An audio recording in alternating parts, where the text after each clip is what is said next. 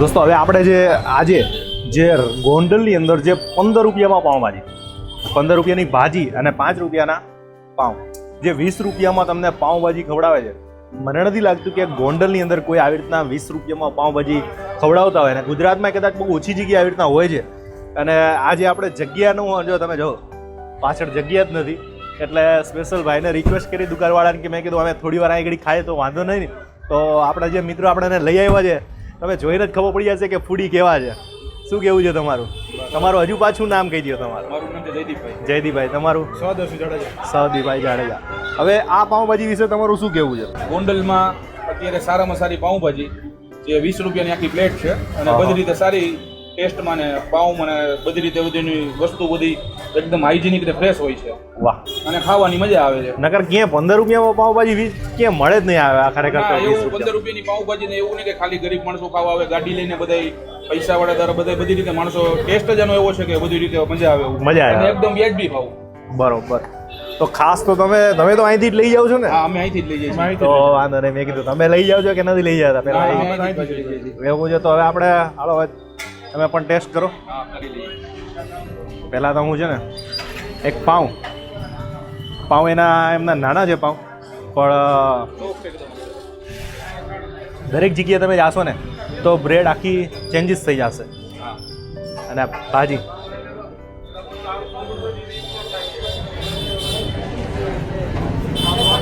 સાચું કહું તો કે જે 20 રૂપિયામાં પાઉંભાજી નાખી દેજો નથી, પણ એકદમ બેસ્ટમાં બેસ્ટ છે. કારણ કે જે નોર્મલી જે બનાવી છે, બહુ ટેસ્ટફુલ નહીં, પણ કહેવાય ને કે જે આપણે ઘરે ખાવાની મજા આવે, તકલીફ ના થાય એવી રીતના બનાવી છે. અને ડુંગળી વગર તો મજા જ ના આવે.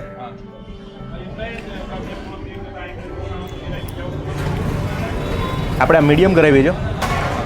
તમારે જેવી ખાવી એવી રીતના ખાઈ શકતા હોય છે. તીખી ખાવી તો તીખી.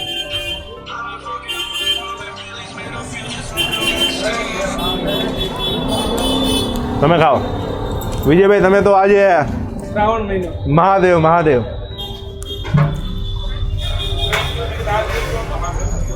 તમને કેવો ટેસ્ટ લાગે છે એ કહો. અમે તો વર્ષોથી ખાઈ જ છીએ, અમને તો ખ્યાલ જ છે. વાહ, બહુ ટેસ્ટ સરસ છે, ખૂબ સરસ. અને આ ચાલુ કેટલા વાગે થાય? 7:30. 7:30 વાગે. વધારે લોકો પાર્સલ વધારે લઈ જાય એમ ને? વધારે પાર્સલ લઈ કારણ કે બેહવાની જગ્યા થોડી ઓછી છે. જગ્યા ઓછી છે. અને રાત્રે કેટલા વાગે લગીન હોય? 11 વાગ્યા સુધી. 11 વાગે. મને પાઉંભાજીની અંદર છે ને એકદમ મસ્ત જે બટાકા અને બીજી જે બધી વસ્તુ જે ગ્રેવી કરીને નાખીને બનાવ્યા છે, એનો તડકા બહુ મસ્ત બનાવ્યો છે. અને મસાલા નાખીને ટેસ્ટફુલ બનાવી છે. અને મારી વાલી છાશ.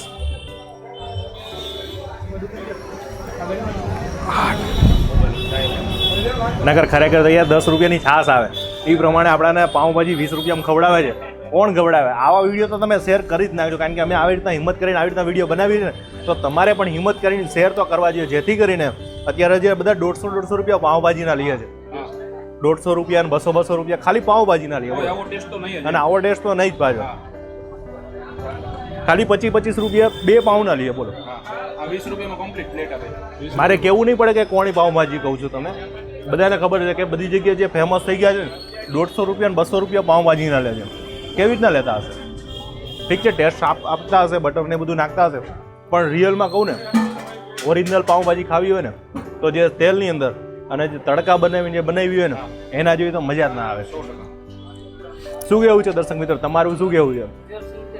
અને બાજુ સિંગ તેલમાં બનાવે ભાઈ, 20 રૂપિયામાં સિંગ તેલમાં પાઉંભાજી. અને એ પણ બાજુ તો ગોંડલની અંદર તમે કદાચ જુનાગઢથી કદાચ આ બાજુ નીકળતા હોય કે તો રાજકોટથી આ બાજુ તમે જુનાગઢ જતા હોય તો રાત્રે આ જગ્યાએ પાઉંભાજી ખાવા આવે તો, કારણ કે બધા ફેમિલી સાથે હોય તો તમે એક જગ્યાએ ખાવા આવી શકો. સિટિંગની પણ વ્યવસ્થા છે, થોડીક વેટિંગ કરવું પડશે, પણ તમે અહીં જગ્યાએ આવો ને તો ચોક્કસથી પાઉંભાજી ખાવા માટે સાવરિયા પાઉંભાજી અને 20 રૂપિયામાં પાઉંભાજી ખાવા માટે પહોંચી જાજો. ત્યાં લગીને જય માતાજી, જય મોગલેન્ડ, જય હિન્દ.